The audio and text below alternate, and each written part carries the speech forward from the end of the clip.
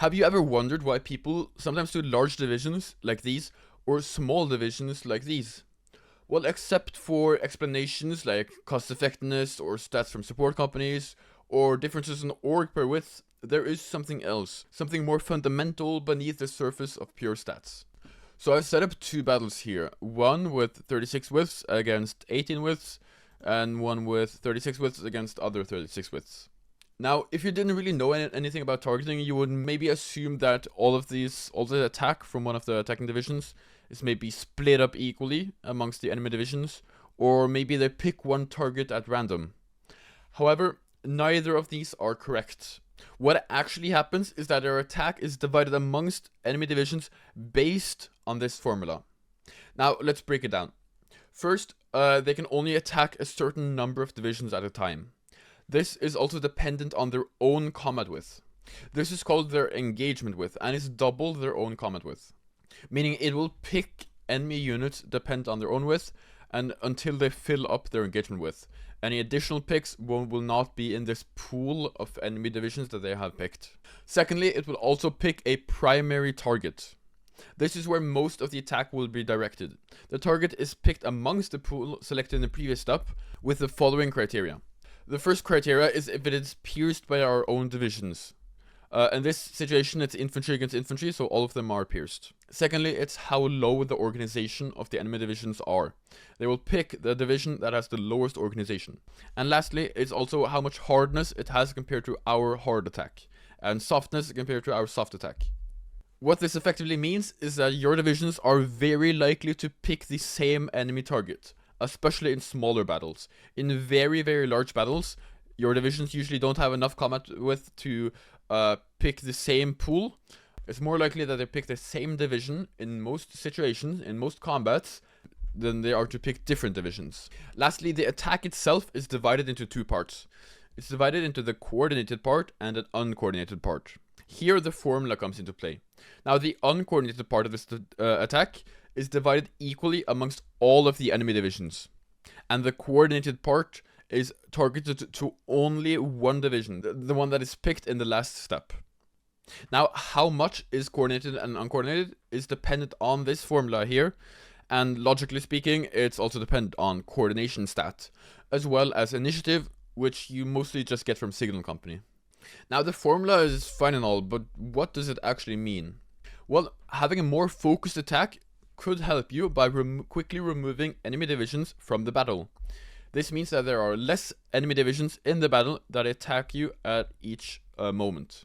Effectively, this means that during the entire battle, you will receive less attack and receive less damage. So it is positive in that way. However, there is also something with a similar effect that is negative, because there are some situations where you want to reinforce meme your enemy, and therefore you want the enemy divisions to leave the battle at about the same time.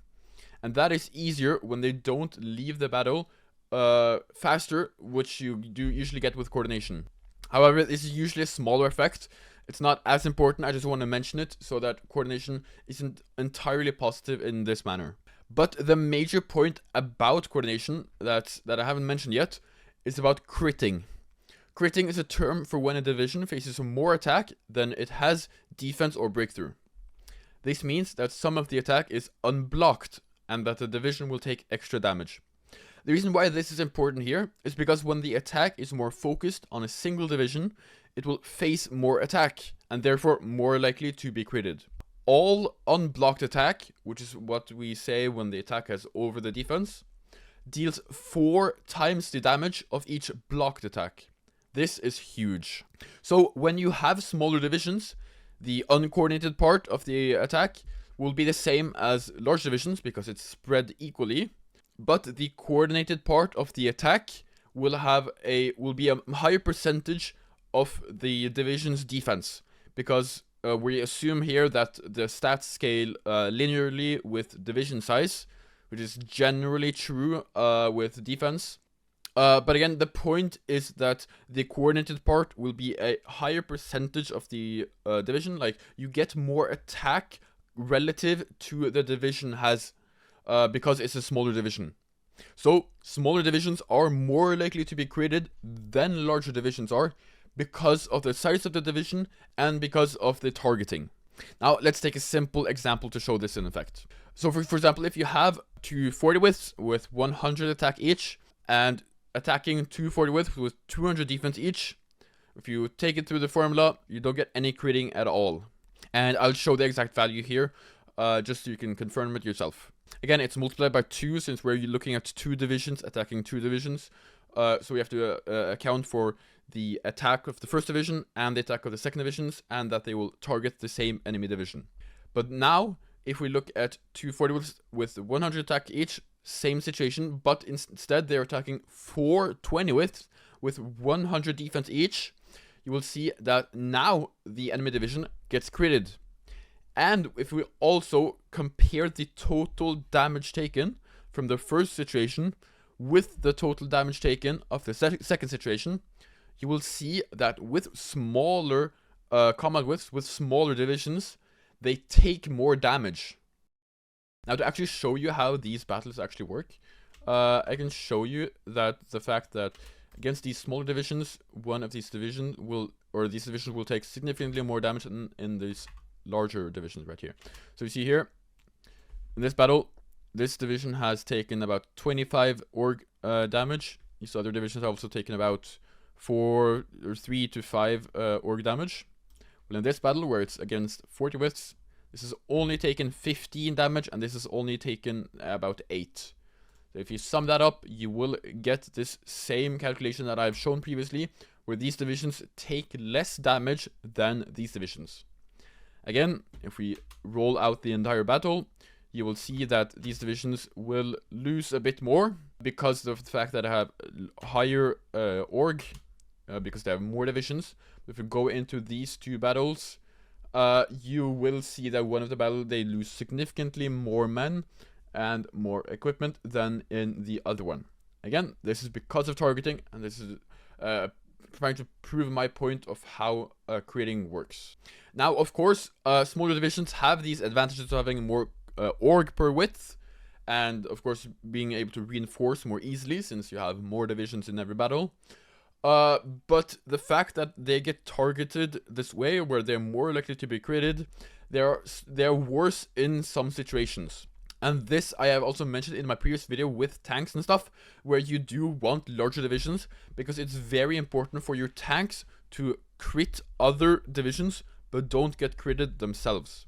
So for these high quality divisions, you generally want larger divisions because of this fact. And also the fact that smaller divisions, yes, they have more org per width, but since they still take more damage, you will also lose more equipment because it's higher org and higher damage taken. So you will take more losses with smaller divisions because they generally take more damage, but they also have higher org to slightly make up for the fact, but it doesn't completely make up for the fact because they again take more losses.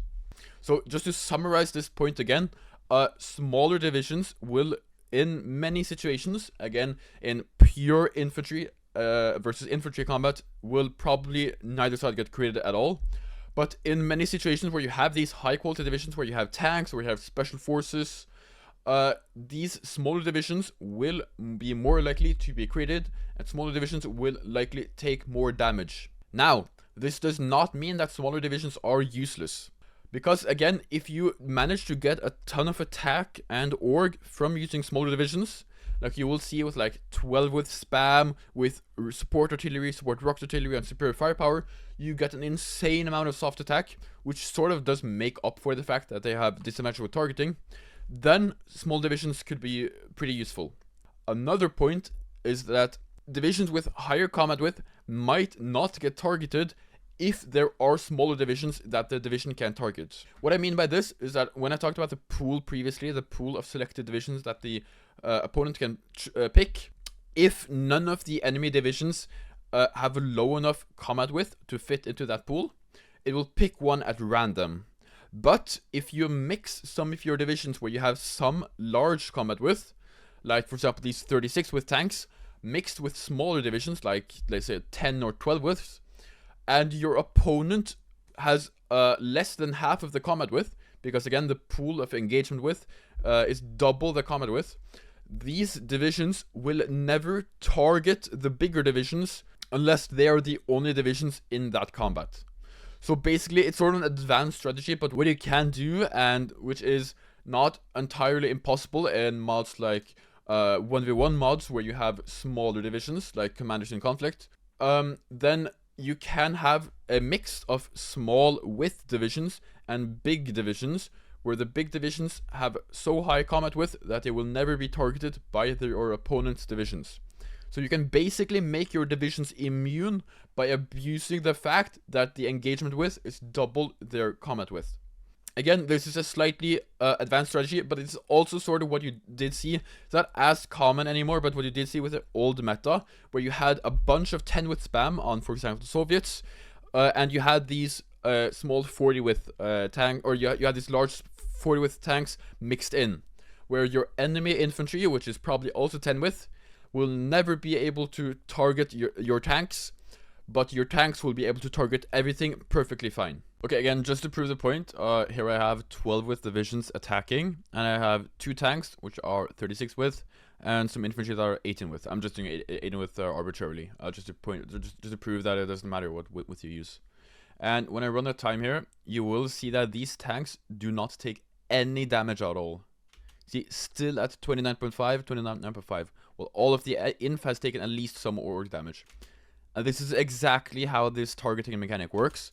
It's because they have no choice. They have to pick one of the smaller combat widths, because these are just outside of their own engagement width. So again, as you'll see, all of the divs will be kicked out of the battle before they take a single org damage, or a single damage at all. This is how you can abuse this mechanic. So the final point I am trying to make here is that if it was not for targeting and the fact that smaller divisions get critted more easily, then smaller divisions would be completely meta. But the fact that smaller divisions do take more damage and are more likely to be critted, it sort of balances out the fact that smaller divisions have more org per width, and support companies like support artillery and rocket artillery can have more of an impact relative to the division. So that's why you do really want large divisions for these quality divisions like tanks, because again, you take less losses and are less likely to be critted than smaller divisions are. So that's why large divisions actually have a role in HOI4.